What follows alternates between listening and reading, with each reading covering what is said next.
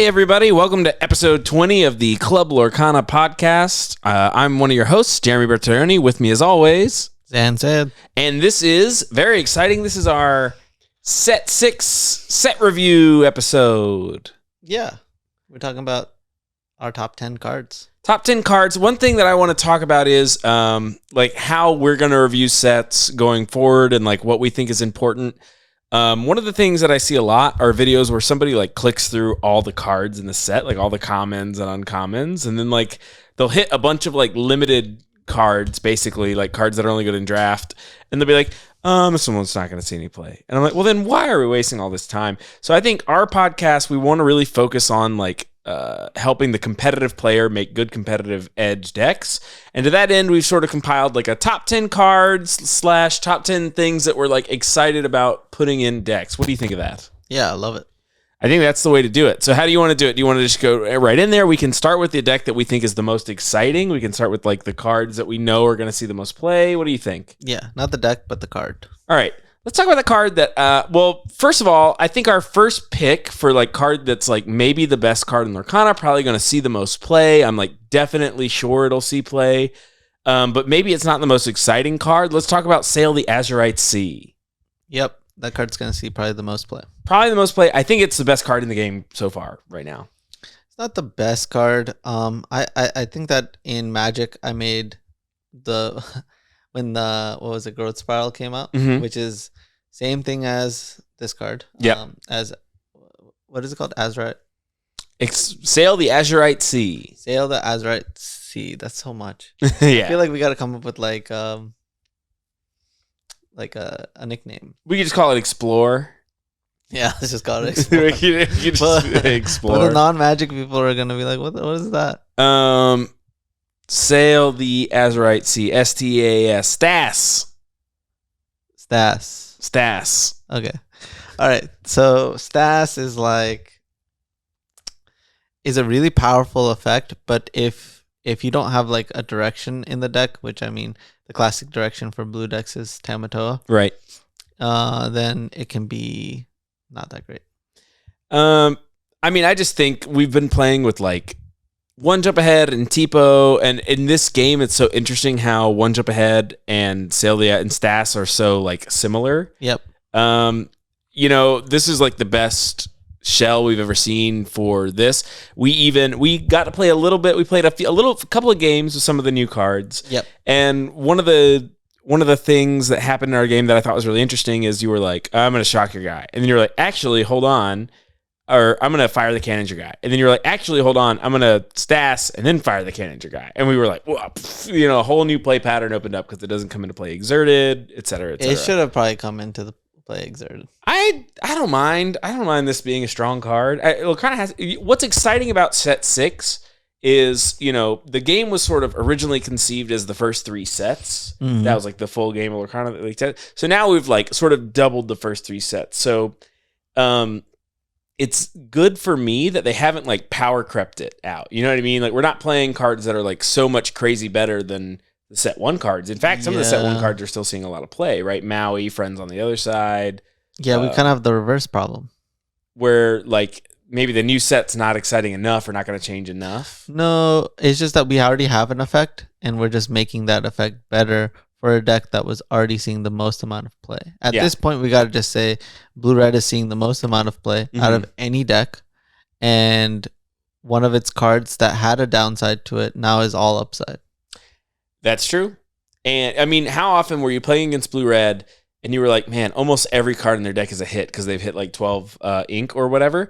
And you're like, anything that they draw is good except for Tipo and One Jump Ahead. Those are their bricks. And now it's like, nope, that's a redraw. That's not a brick at all. And that is what worries me, is that a deck that like they didn't need to make cards for is like just keeps getting refined. Whereas the other strategies, that's not really the case. Like a great example is Amber Steel, right?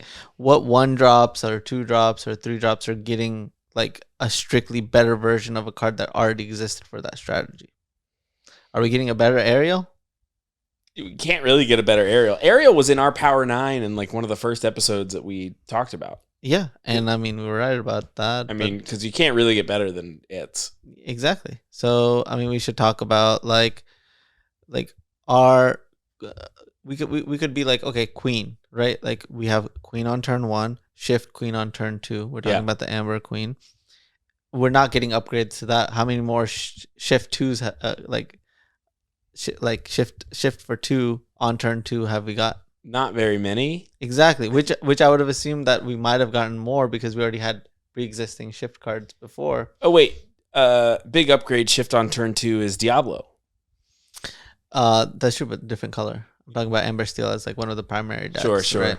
So like blue red just keeps getting the cards that it needs, and it's just I feel like I can't imagine blue red is still not gonna be top 2, top 3 decks in this upcoming set. Well, Amber aggro decks did get a few more tools. Do you want to talk about those next? Yeah, but that's the problem that I have is like we are going into a direction that was not already a top tier deck. So we're getting cards that are leading us into weird directions that are not helping decks that already are like the most powerful shell, except for blue red and red purple. Sure, but I like the weird directions because when those do materialize, they're great, right? Like this set is all about aliens, pirates, and inventors. And so like how many more sets need to happen that are like kind of also have aliens as a sub theme before you get to play the cool aliens deck? It's never.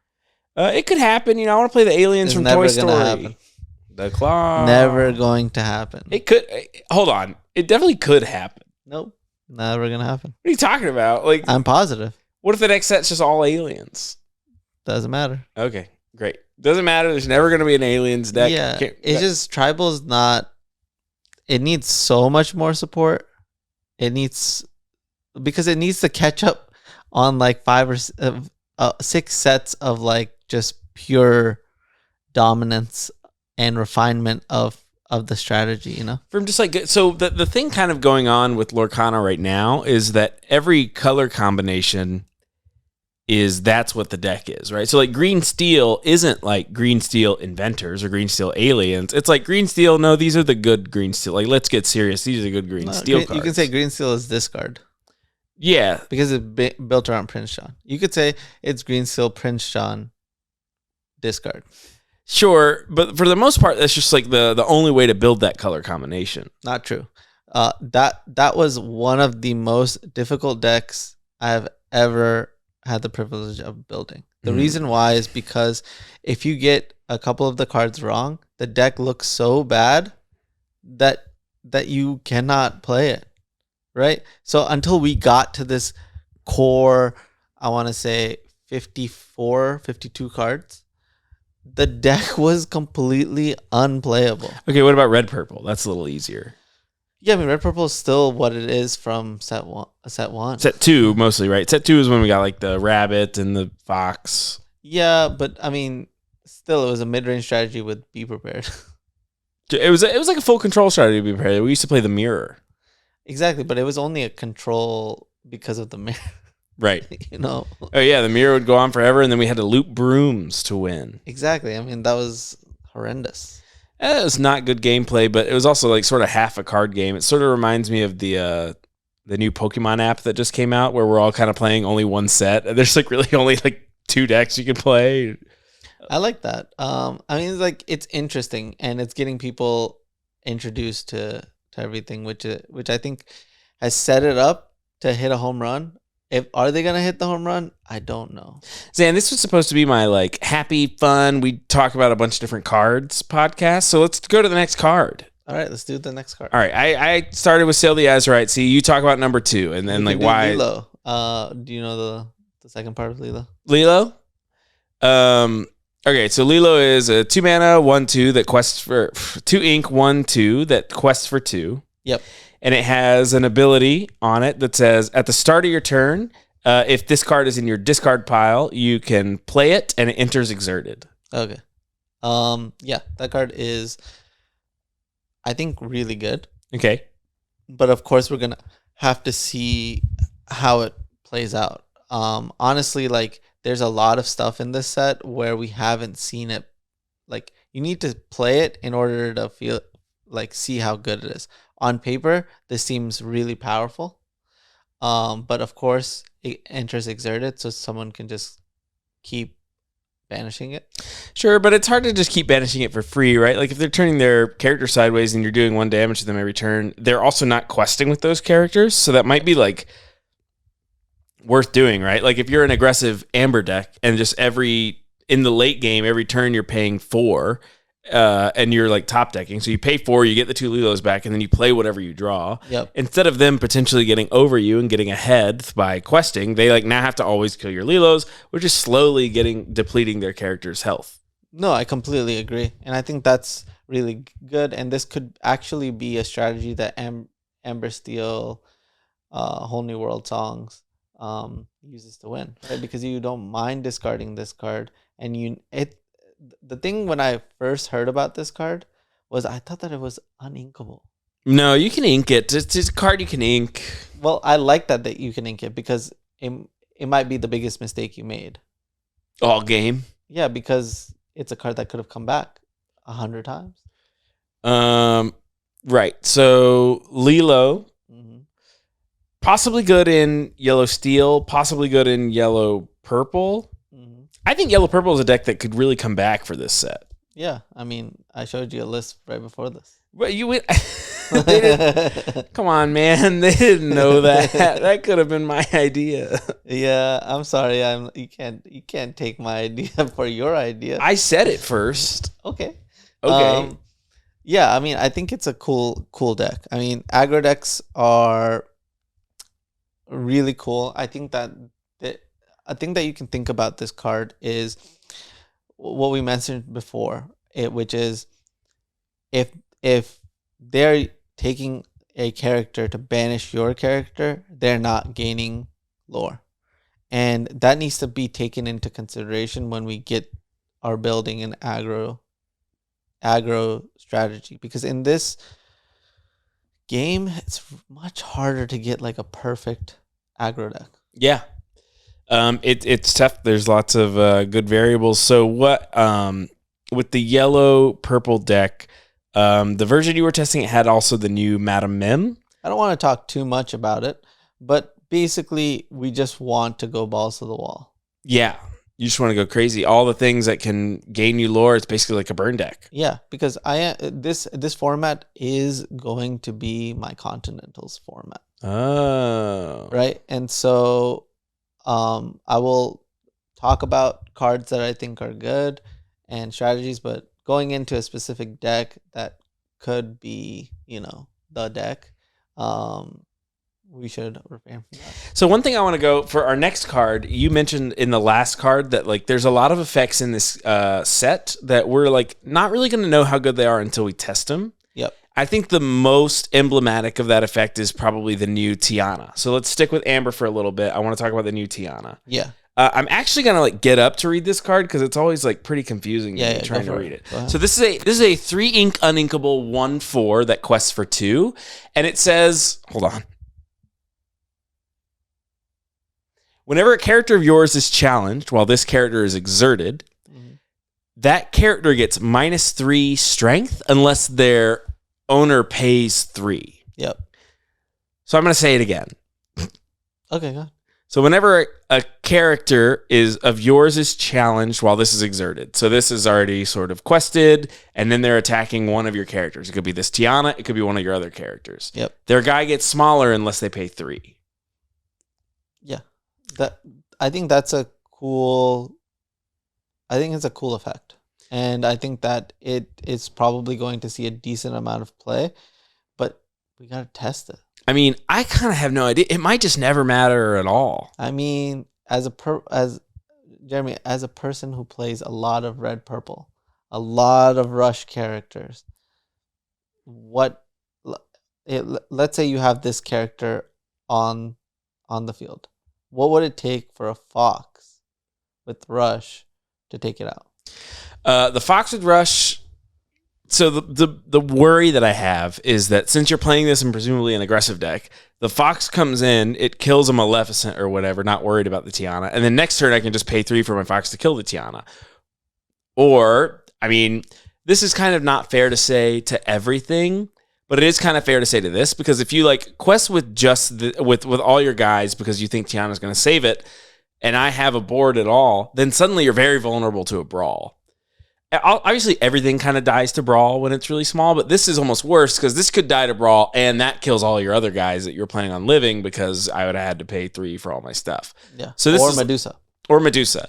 So this is like it's in that bad spot where it doesn't just die to removal; it can like punt your whole game away if it gets removed. All right. What if you're playing an Amber deck with, look at your hand, Duressia? Like the old Ursula. Nope. Look at your hand. Oh, bare necessities. Yes. Obviously this gets a little better. I mean, this guy can sing bare necessities. What about Pete? Pete's even better because, well, one of the things about this is it doesn't die to a Maui, so that's good. But some of your other 2 willpower guys would die to the Maui, would be banished by your Maui. So, but it needed to be a Maui that was on the field, or a Maui with 8, right? No, you have to pay you don't have to pay the 3. Yeah. Right. If you don't pay the 3, then the Maui is just a 3/5. Yeah, but it still kept a lot of your board alive. It's keeping a lot of your board alive, especially if your other characters like Daisy Duck, somebody else with 4. If you have a lot of 4s in the back, then this becomes really good. I don't know. I feel like a deck that plays this might strain effects like Brawl. But do I think that this card is just straight off reading it amazing? No, I think it's like a different take on Bodyguard, which has really powerful scenarios and also has really bad scenarios. And I think that it's slightly powerful than most Bodyguard situations. So I'm just going to say I think that this card has a chance of being good, but 3 is a very... In your aggressive decks, 3's tough. You want your 3s to like really put the end to the game. I like Baloo as a 3 in aggressive decks because that's like, if you're at 14, Baloo means that you're dead, basically. And that is like something that is like competing. They're both competing. Yeah, they're both 3 uninkables. That's why I chose Baloo. All right, so let's talk about the card that pretty much everybody's waiting for. You want us to talk about Oswald the Lucky Rabbit? Yes. Oswald the Lucky Rabbit is a 2-ink uninkable 2/1 that quests for 2. Not the worst stats. Let's just say 2 quests for 2. That's not bad. Let's talk about why we're really talking about the card. During your turn, whenever a card is put into your inkwell, you can reel the top card of your deck. If it's an item, then you can put it into play for free, exerted. Yes. And if not, then it just goes on the bottom.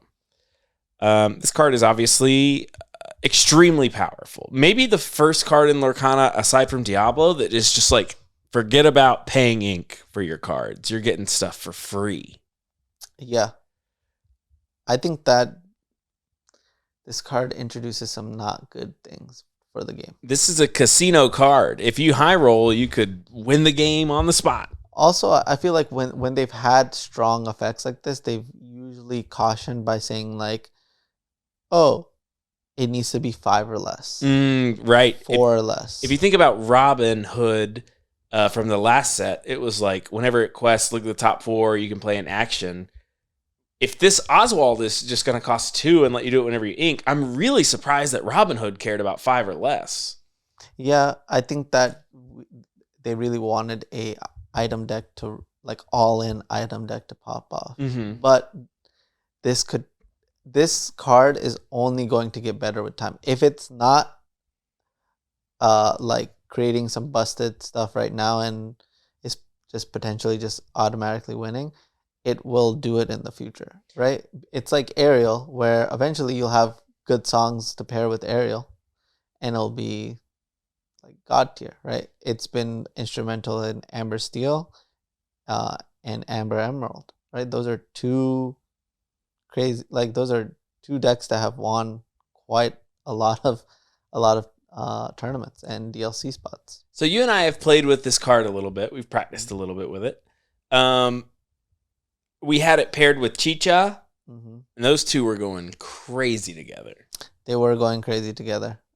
I did feel like Chicha was better in certain spots. Sure. But I felt like I was a low rolling Oswald player. If the Oswald's hits have been better, it would have been better. Here's what I'll say. The current like suite of items that we have, at least they don't really deal with the board. So if you're getting like beat down by the new Amber creatures or even the old Amber creatures, the Oswald is like not really like flipping something that's like really going to save you in that spot. Yeah, if they print like a board wipe on an item, it's like Right. it's over. Or like, so this is interesting. Or deal damage. This game has items that are, or this game has robots in it, and those are not item characters, which I almost like instinctively thought they would be. So I was worried that like this thing would flip a Baymax, and I'd be like, oh yeah, Baymax in from the Oswald. That would be too much. That would be too much, but it would just be an interesting thing they would do. Characters that are also items, and they're not doing this. Or here's a really common one, like a character, like an item that you could pay 2 and it turns into a character for a turn, sort of like you could animate it, like a statue that gets up and moves or whatever. There's like plenty of those in the Disney movies. So as long as there's not something like that, it's like not going to save you in the aggressive spots. But in terms of like maybe blue mirrors or like item mirrors, this thing can go like crazy and get you way ahead.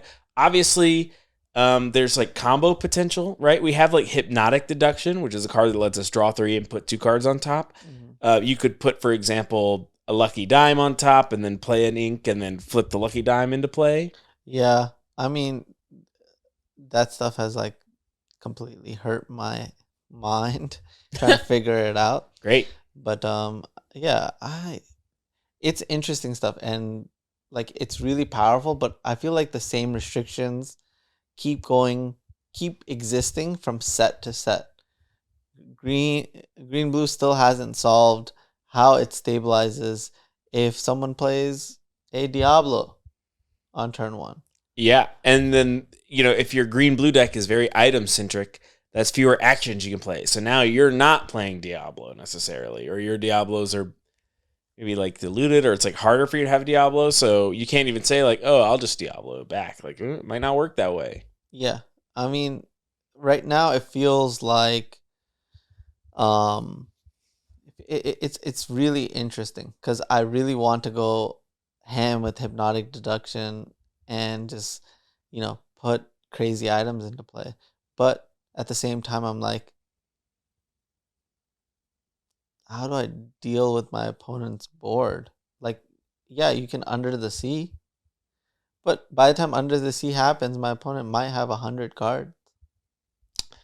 Yeah, and then they just play another board, and you're like, well, now how do I deal with my opponent's second board? Which was always that's like me when I'm playtesting against you and you're playing Green Steel. I'm like, okay, I can kill 2 of his boards, and you have like 9 cards in your hand. I'm like, that's not gonna do it. Yeah. That's not enough. So far, there's been one deck that has really surprised me, which was Emerald Amber. Sure. And that deck still is eliminating cards from your opponent, not from the field necessarily, but from your hand. Right. And so 1 Under the Sea can get the job done.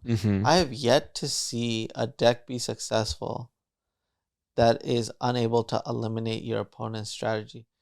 Like it's very rare for a deck in Lorcana that is a no answer, just does its own thing to win. Right. That's sort of always been the thing holding back Amber Amethyst, Yellow Purple, is that they're just not that interactive, and their thing is probably the most proactive thing you can do, but eventually they take over, and once they do that, you fall over because you can't kill any of their things, you can't disrupt any of their stuff, you just like try to quest for a bunch, and if that doesn't work, then it doesn't work. Yeah, it's like really interesting. It's just, if you look at every deck, you gotta answer your opponent's stuff, and whichever deck does a better job at answering your opponent's stuff is the one that ends up succeeding. Like a great example of why Diablo decks are like, specifically Emerald Steel is so good, is because it can put a Diablo into play, and you can make it even harder for someone to deal with it by playing 2-drop Ursula or Pete or Cove, or they just like the Diablo can just sing a bunch of songs that deal with your opponent's stuff. Right. So it's like I'm really interested to see if we break that pattern in this set, right? Like Oswald could break that pattern Sure. by being like, I don't care what my opponent's doing. I'm just gonna Oswald items into play and win the game. Well, then I've also been thinking about working with Oswald with like Steel Chromacon or maybe the Plasma Blasters. That way, the things that you're flipping can help deal with what your opponents are doing. Yeah, but then you have to ask yourself, how much of the format do those things help, right?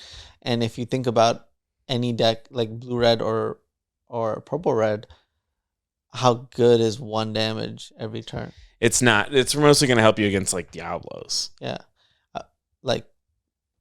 But against purple red, that's where the dime comes into play. Yeah, and we can just say, okay, that's 50% of the format that your card doesn't do well against. So you're playing a 4 of 6 mana uninkable item, but don't worry because it's bad against 50% of the format. Exactly. Yeah. Oh, so good. It's a really complicated formula that may not be able to be solved in this set alone. And those are like questions that are like eating my mind. Eating your mind. Can we talk about the next card? Yes, let's do Let's finish out Amber. Okay, cool. This is my favorite card in the set. Yep. Because I'm an Amber Steel guy. Yep. And I'm going to say that forever and never play Amber Steel. Ever. It's true. Okay, so this is the new Simba. It costs 5 ink. You can't ink it. It's a 4/4 that quests for 2. Mm-hmm. Not bad stats. Its shift is 3 because this is a Floodborn character. Yep. And right away, that's like kind of exciting because we have some early drop Simbas that we've always had. So we have the 1 mana one in Steel that lets you draw a card, discard a card. Ooh, I'm going to discard the new Lilo, and that's value, right? We have the 2 mana Bodyguard 2/3 that comes in. And then there's also some like early ones in Ruby. Mm-hmm. So the fact that there's a shift Simba is like already pretty good. Mm-hmm. And then here's what it does. It says at the end of your turn, if this card is exerted, then you can unexert all of your other characters. So this is kind of the ultimate bodyguard. It protects everybody by readying them all. So even if they manage to deal with this in combat, not a small feat for a 4/4 that can come in as early as turn 3. If they manage to deal with it in combat, they still can't just get to your guys because they're already readied. Yeah, I love this character. I think this card's great. Honestly, this card should have just been in set 1. It kind of is interesting because I was like, oh, this is what the 2 mana Simba was like trying to turn into. Yeah, I mean, if we think about Disney, if there's any character that like grows and shifts into an older version, wiser version. Right. Simba. Well, but that's not what being Floodborn is, though. A character becomes Floodborn when it's like completely doused in ink that comes from the glimmers of the great Illuminary. Yeah, but sometimes... You see, we're Illumateer. But sometimes I just want it to be closer to the movie. Oh. Yeah, they should have a Simba where you can like pay ink into it to like level it up. That would be closer to the movie. Yeah, that would. So anyway, I really love this. I want to play it in a lot of different decks. I think if you're playing a lot of Amber creatures, this is definitely worth looking into. I want to say this is also pretty good with characters like Pluto and Gaston, things that like maybe are getting value outside of just questing or challenging. But they usually are only one-shots because then they typically lose in challenges. This can like keep those guys safe, which I think is great. Yeah, I mean, I love that you can sing a bunch of songs. Yeah. And then everything untaps, and you also play a Pete. So, like, really the only way to deal with a board that Simba's sitting on is, like, you got to be prep. You got to be prep this. But Pete kind of helps you mitigate that and just win the game. These good Amber cards, by the way, are, like, a good answer to, like, some of these really proactive Sapphire blue decks, right? So you mentioned that like you're worried because this set isn't really addressing the like blue-red menace, but in a way they kind of are because if the aggro decks get a lot better and harder to deal with cards like Simba, Lilo, the new Tiana or whatever, that's going to like naturally trim down on the good matchups that blue red has and sort of prey on it in this organic way. Kind of. Like the issue is none of the other color combinations got unlocked in Right. the process. And that's what we were looking for, is like, I hope that another color combination gets unlocked.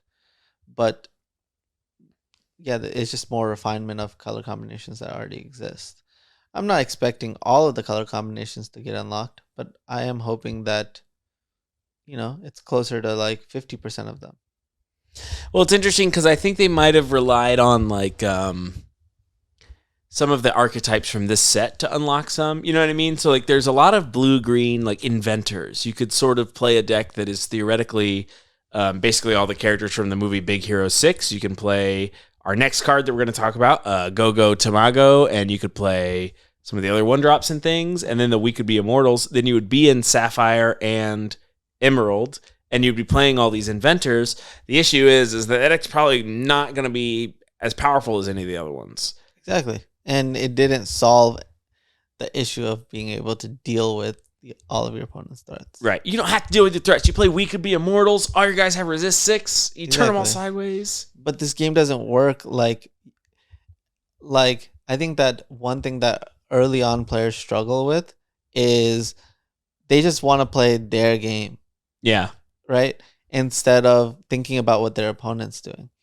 I can't remember who I was sitting with, and they were like, so I'm supposed to ink this and play this. I'm like, how do you know what you're supposed to ink if you're not even looking at what your opponent's doing?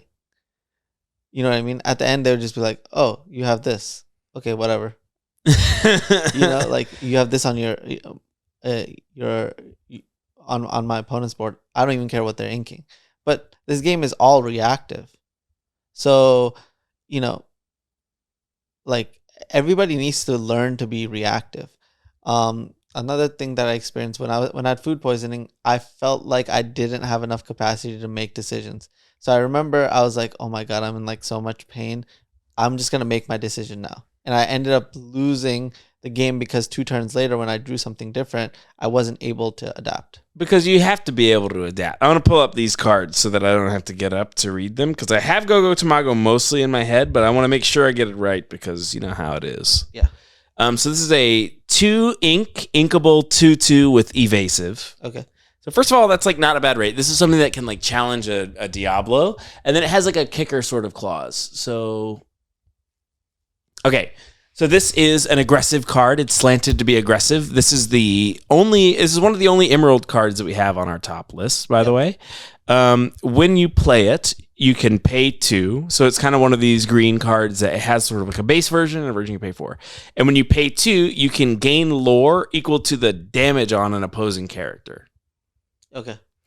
This is like an aggressive, almost like powerhouse. It's like something that can quest, and it can be like a potentially huge burn spell, because you get to decide when you do it. So you could potentially like throw a lot of your guys into their high willpower character, and then do some good combats, trade the Pete, or like put the Pete into the beast, and then play this and gain the 3 lore right off the rip. So this is Go-Go. She's a character from Big Hero 6. What do you think? I think it's a fine card. I mean, top card of the set? No. I mean, the way you can think about it is, again, it gains you lore equal to, what does it do? The amount of damage on an opposing character. Okay, great. So the way you can think about it is Rapunzel. Yeah. Right? This is an effect that already exists. How many times are you drawing 3 cards off of Rapunzel? It's like you have to set it up. You have to set it up. So this is the same exact thing. Except for you can't set up your opponent's characters. Exactly. Yeah. You can just like swing a character into it. Hopefully, like it's able to deal a lot of damage to it without killing it. So I feel like it lines up well against specifically Maui in like a very specific turn. Like they play the Maui, they like get rid of your guy, and then you use another one of your guys to swing into it, and it's at 4, and you are able to gain 4 lore off of it. 4 lore. But you could also gain with if they have Beast Tragic Hero. Yeah. I mean, If there is a shell that it's going to be good in, probably like a green purple shell, Mhm. just so you can reset it. Like you played it on 2, you quest in, and then all of a sudden you're like, okay, I'm just gonna swing my character into their character and just gain 3 lore. That's sick. I think that's like a cool gotcha moment. I'm going to play Madam Mim the Fox. Pick up Go-Go Tamago. Use the Madam Mim to hit your Hiram Flaversham. Yeah. And now that Hiram Flaversham has 4 damage, I'll play Go-Go Tamago and gain 4 lore. Yeah. I mean, I think that's a sick play. And I think that is something that fits right into green purple, but does not fit into green steel. Doesn't fit into green steel. Doesn't fit into green blue, which is kind of the more disappointing one for me because I want green blue to be like an inventor deck. I want green blue inventors. Yeah. I mean, I pray for more cards. Okay, well, let's talk about a card that might be in a green blue deck, like maybe a card you want to ramp to. So this is a new action. Yeah. This costs 7. You can't ink it. Yes. Nobody knows what the name of it is. But what it does is it says your opponents have to discard their hand. Yes. It's called Wit's End, I think. I love this card. Okay, talk to me about that. That's great. Yeah, I mean, I love this card. I think that it gives blue-green the angle that we were talking about. Yeah, They can right. discard their whole hand, and then we just under the sea the rest. I'm going to see the rest of it. Yep. So you have your answer to Diablo. You can play it. This is a great card with Diablo, by the way. It doesn't strain anything at all because it's an action. So this is like a green-blue card that could work with Diablo. It also works with the new Sail the Azurite Sea, maybe some of the other ramp cards that we're thinking of looking at here in a second. We have one more ramp card, by the way. This deck is probably playing max ramp cards. Max ramp cards. So max ramp cards, get them to get rid of their hand, then you play Under the Sea with your next ink, I guess. Because this is not a song. So you're turning 7 ink sideways to play this. Yeah. So I don't think that's that bad. I mean, it's a very powerful effect. It's powerful. They're done with their hand. Yep. If you have a Prince John, then you draw a bunch of cards. Yeah, it's gonna be brutal. But I mean, this could give blue green a shot. This is a card that's designed for blue green, which I like. It's a step in the right direction, but usually it takes more than one card, unless that card says you win. This card does say you win. I mean, could win. This card could say that you win. Yep. And you probably play it with the new, oh man. Well, the unfortunate thing about this card is Emerald still exists, right? Right. So people are already playing cards that line up well against that. And what is that? The Great Stone Dragon is a great example of a card that gains you value after when you've discarded your entire hand. That's true. But Great Stone Dragon can like help you play this. I think it not being a song is kind of great here because they can't grab it with Ursula, which is typically the problem with your 7 mana uninkable card. I'm used to my 7 mana uninkable cards getting completely sniped out of my hand by Ursula. Yeah, I do that too a lot. The next card I want to talk about that kind of like works with this is Tadashi Hamada. Okay. This is a 3 ink uninkable 2/2 that quests for 2. It's really relevant that it quests for a lot because you want your opponent to want to banish it, but they're going to have a tough time doing so because during an opponent's turn, when this character is banished, you can put the top card of your deck into your inkwell face down, then put this card into your inkwell face down. Yeah, I mean, this seems like a blue-red aggro. I mean, blue-yellow aggro card. One of my favorite archetypes, Adam Aggro. Which existed in set 1. Right. As a top tier deck for a very short amount of time. I really think that players were bad at that time and that it honestly just got lucky. I never really lost to it. And I played it a couple times in tournaments and I won, but it was because I would put like a 5 mana 3/6 into play and my opponents were just like, you got it. Exactly. Like, that's how I felt too. I was like, oh my God, this deck won, but whenever I played against it, I was like, I don't think I could ever lose. Like we could play 1,000 games and I would be surprised to lose at all. So do you think this could revitalize the archetype? Do you think this is good? This is just so good, so correct? No, it's just like one of the smaller pieces. It could let you play some of these like good big amber cards, right? Like the Surfer Stitch. It puts the onus on the other person. But they would theoretically have to kill it, right? Because they can't just let it sit there and quest for 2 forever. Yeah, that is true. But let's say you make it all the way to 16 and then they take care of it. Then then your Stitch is gonna come down, but then they're ready for B prep. I just want to play Tadashi Yamada. He's cool. I think that this card will see play. And Great. I think it's a good card. And if you are sitting with like a 56 card deck and you're like, this is the card that's missing, it might be the piece. Like, I'm not going to pretend I know everything. Yeah. Or like what the future holds. People have won with some crazy decks. This card is also an inventor. Yeah. My whole thought process is always, how do I build something that's going to consistently do that thing over and over again? And when one of these decks kind of catches us off guard, what we've noticed is one person did well with it, but then it dissipated forever. You know, it disappeared. So yeah. This card's a mentor inventor, so that is gonna really make me want to rhyme those words. Cool. Mentor inventor. All right, what is it? No, that's the one we were just talking about. Tadashi. Cool. What's the next card? The next card we're gonna talk about is the only Amethyst card on the list. Amethyst didn't get a lot of new toys. They didn't need very many. They didn't need very many. I think they're one of the best, colors of gems in the game right now. This is Genie. There are 2 genies in the set, so right now our viewers are like, but it's not the flashy one. There's like a flashy one that says whenever you play a card, draw a card, and then at the end of the turn, you get rid of your whole hand. Yep. This is the other one. This one is 4. It's uninkable. Mm-hmm. It is a 2/4 evasive that quests for 2. Yep. And so that good against Diablo, an aggressive threat for sure. And then when you play it, you can draw a card. Yep. This card is amazing. The front half of Merlin the Rabbit with a much better body, with way better stats. The way you can think about it is rewind the clock, go to set 3, and then what we're thinking about is Minnie Mouse. We played a lot of Minnie Mouse. Minnie Mouse was a card that I lost to. Yeah. In top 4 in Atlanta, DLC Atlanta. It took all 4 of them, but there was no other card in existence that could have done what that card did to win that game. Yeah, I mean, a 2 quester per turn evasive threat is powerful. This is what we learned from Minnie Mouse. It's like powerful. It's a real clock. It's frustrating for aggressive decks that can't beat it. I will say that this card has a bit of a brawl problem, but it drew a card when it entered. So if they brawl it, you feel fine about that anyway. True. You do feel fine about it because it drew a card. I mean, like, if you take it from Minnie Mouse, 1/3, 4/3, evasive, quest for 2. Now you give it +1/+1. So it's now a 2/4.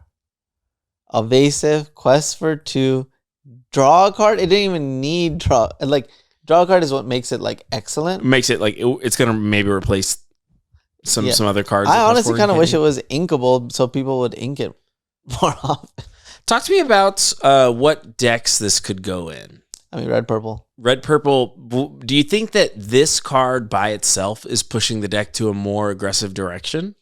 Well, one of the weaknesses in red, purple was the clock was slow.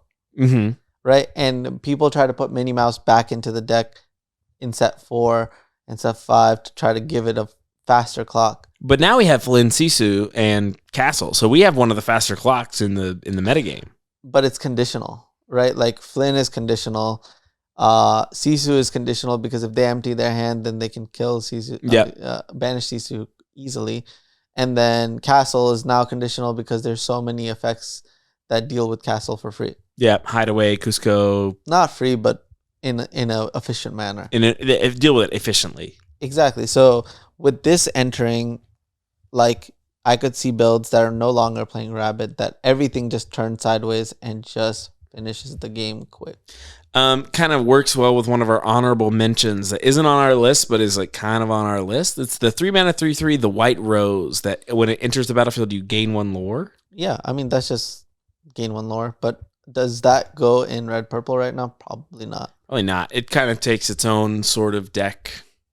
True. All right, let's go to the next card. This one's an enigma. This one's like interesting and like unlike some of the other cards where it's like, what deck is this going to fit into? This one is like, oh, this could like really reshape how a current deck stands. So this is Maui, the half shark. Yeah, Maui the half shark. This card is extremely interesting. I think this card is like maybe the most like fascinating one in the set to me. Yeah, I mean it's honestly like seems good in red purple, seems good in blue red, but I don't know. Like but those decks have to change a little bit to make it good. I mean, I think it could just be good enough in blue red. Sure. All right, so let's read it for everybody. Yep. Because they're like, what's Maui? The half shark. So this is a 6 inkable card. Really good that it's inkable. It's a legendary ruby card. It is a 7/5 with evasive. Mm-hmm. So that's huge. It's like the biggest thing in the game that's evasive right now. When this character challenges another character, so if it gets to hit something, then you return an action card from your discard to your hand. Yeah. Doesn't put it on top. Puts it in your hand. Yeah. But I don't even think that's the most important text. Most important text would be wayfinding. Whenever you play an action, gain 1 lore. Yeah. So I famously play blue-red with 64 cards. 64 card blue-red. Right. And it's like, this is my 60, and then I would still play 4 Develop Your Brains. Mm-hmm. And now that's just going to be correct if you're playing Maui. Right. The reason why is because you could play a Maui and they're like, okay, we're not going to quest with our characters. And then you're like, okay, I'm going to go develop your brain into vision, into develop. Sail the Azurite Sea. We got another one. And the game just ends. And so I go up a lore and your opponent's like, and they like pick up the pin, they write something and they put the pin back down and you're like, now I'm gonna sail the Azurite Sea, and they have to like pick up the pin again and write it. They put the pin down and you're like, you might as well just keep the pin in your hand, buddy, because we're going. Exactly. Like before, blue red only had the item package. You're right. Like, okay, I'm like gonna finish the game the item way. Now your opponent plays this threat, and if you don't get it off the board right away, which is hard to do on a 7/5 evasive. Exactly. Like, how are you getting this off the board right away? You have to be prepared right now. It's tough, right? It's tough. It might be one of those situations where you have to use a Maui to counter a Maui. Like another 6 mana Maui? Mm-hmm. They kind of just stand and look at each other, though, and then whoever just gets to combo off by playing them at most actions gets to do that. Yeah. So I don't know about that. Maybe that could be a brand new angle for blue-red again. It might be. People might have to start playing Dragonfire again. Yep. The other thing is maybe this brings the red steel strategy back. Right. You can whole new world. You can whole new world, and then all of your removal spells that you draw off the whole new world gain you a lore also. This is probably one of the stronger cards in red steel. It also can sing a whole new world, so that's great. But then again, I mean, it still seems better in blue red and red purple. Seems better in, well, I mean, a lot of the ruby decks are just going to play, and then like, does this make that Robin Hood better? You know, look at the top 4 play in action, and then probably not. Yeah, but wouldn't that be cool? It would be cool. I mean, it would be cool. Look at the top 4. Dragonfire, you're a guy. And then I gain a lore. It's a really powerful card, and I thought that it wasn't very good until I read that small little last part. Little last, by the way, you gain a lore whenever you play an action, and you're like, holy Toledo, This thing's crazy. It's a deck. It's a card that you can build an entire deck around. It can change it can flip a game completely in terms of a race. I agree. And I think this is an interesting card because it really invites you to change how you're building some of the current decks. And I think that's great for a card in a set that is set 6, if that makes sense, right? Like it's not quite power creep because it only quests for 1, and it like could be whatever sometimes. And like in the control mirror, it could be not that good because it just will die to something, and it costs 6 and it doesn't do anything when it enters the battlefield. That's sort of the main reason why I'm really fine with it, because if you have to pay 6 for something and it doesn't have some kind of broken enters the battlefield effect, and it doesn't even have it's not like quest for 4, so it's not like it combos with Lucky Dime to put you out of the game. A 6 mana card that you have to untap with to really for it to be good is like great in my book. And I love a lot of those cards in this set. There's a new Wreck-It Ralph. There's a Baymax where like all these characters have to you have to untap with them for them to be fine. And I'm like here for it. I think that's exactly how you want to build. I'm kind of jelly. I wish it was in another color. You wish what was in another color? It's Maui? Yeah. What color do you want it to be in? I would have given it to green. I think green. What do you mean? Green's the best color. It's not true. I'm gonna tell you what's going on with green. I mean, green did not see very much play in Vegas. After Vegas, it came back strong, but it took a lot of work to bring it back. But the amount of cards that are not going to green this time is so much that like this color combination that hasn't been like it was the best for Bucky, but it wasn't even a real color combination in set 1 or set 2, and it popped up in set 3, and it was still not the best deck. It was probably like 3rd or 4th. You know, I just feel like I love Emerald Steel, but at the same time I feel like I love all these other color combinations just as much. I would say Ember Steel is probably the closest to my heart, but I really do think that it's going to be harder for Emerald Steel to stay in the conversation. Like I expected, like let's say Vegas doesn't happen, right? Emerald Steel doesn't win that tournament. Sure. And we end up going into this next tournament. I don't think Emerald Steel would have won Seattle if it didn't win Vegas. Yeah, that makes sense. And speaking of cards that can like maybe help prop up Emerald Steel, here's a new guy. It's a Steel 2-drop. This is our last card that we're going to talk about. Yeah, but I got to finish. Oh, I thought you did. You said said if it didn't happen, then what would have happened? Blue Red would have taken over. Is that what you're saying? No, what I'm saying is we would have ended set 5 with barely any green seeing play. Like no, green it is only would have been very low. It would have been green purple. Yeah, like 2 or 3% Emerald Steel and Amber Emerald, which probably wouldn't have like broken 10% again. Sure. No, I don't think so. So what I'm saying is if we made it to Seattle and that was the end of set 5 and this is what we were seeing, when would we have ever gotten like we would have been so disappointed. We were like Emerald saw like no play after Bucky Arata, and this is the response. So you get what I'm saying? Like this could be an Emerald card, but it would have to be smaller. Emerald cards aren't supposed to be 7/5s. Yeah, they could have made it smaller. But I mean that's not true. We've seen some big Emerald cards in limited. They're usually pretty under like there's the Robin Hood that comes in the like 9/9 with Ward. Or what about the 6/6 Robin Hood? Yeah, is that the one I'm talking about? No, there's 2. Oh, there's 2. Yeah, there's a 6/6 Robin Hood that quests for 4. You're right, with Ward. It has Ward? Mm-hmm. Yeah, remember I played it against you in limited and you were like, no, that's the 9-drop. That's the 9-drop, but is that one also a 6/6? I think it is. Yeah. You're right. I was talking about the inkable 6/6 for 6. Oh. Quest for 4. Quest for 4. I think that's a 4/6. Oh, that was a 6/6. Anyway. That's way worse than I thought. Yeah, dude. That's why it's just limited only. All right. Okay, so what's next? Potentially keeping Emerald Steel in the conversation is the new Calhoun. This is a Wreck-It Ralph character. Yep. Evil Marine, or she wasn't evil in the movie, but she was like a Marine, tough one. This is a 2-ink uninkable 3/2 with resist 1. Yep.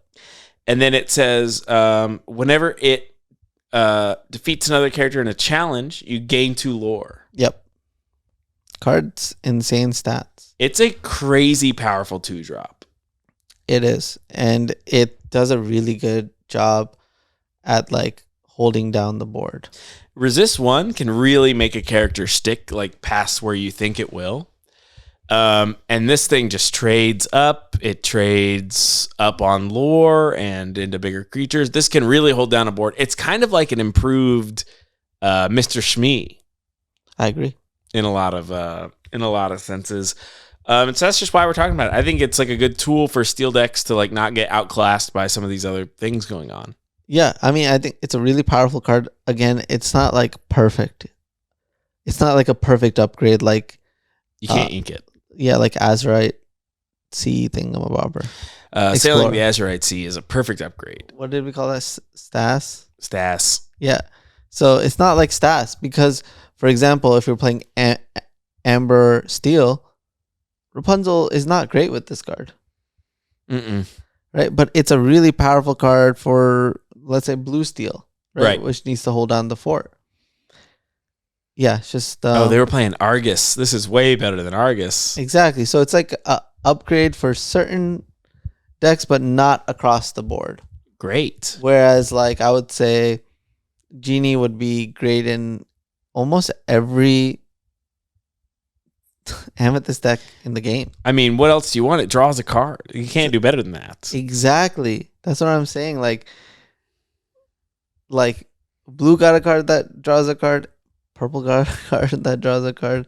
No one else did.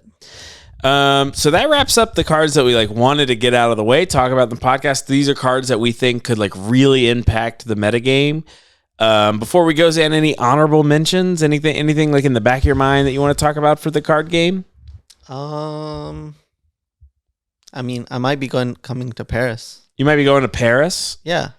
Look out, Paris. He's on his way and he's going to mess y'all up. Why?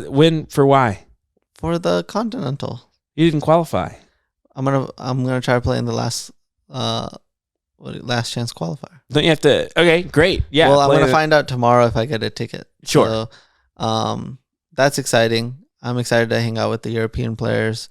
If I do go, I'm gonna be staying with Moyen, which I'm extremely excited to pick his brain.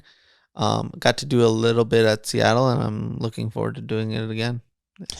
You get to hang out with your cool European friends and play in the last chance. Well, what if you qualify? Then maybe I'll win. That'd be just annoying. I think. No. I need to make it to Worlds. It'd be great. It'd be great if you won. I would be a little bit like, okay, can we just give every trophy to Zan and skip the whole part where we have to practice? Well, let's just pray. Let's just hope that we get a trophy for Vegas. I want that. You want the Vegas trophy? I still haven't gotten my trophy for Lorcana at DreamHack. No, I only got... Wait, you didn't get that medal? Shark's been in Los Angeles. LA. Come on, Shark. Give Zan his medal. What are you doing? It's all good. But shout out to the boys.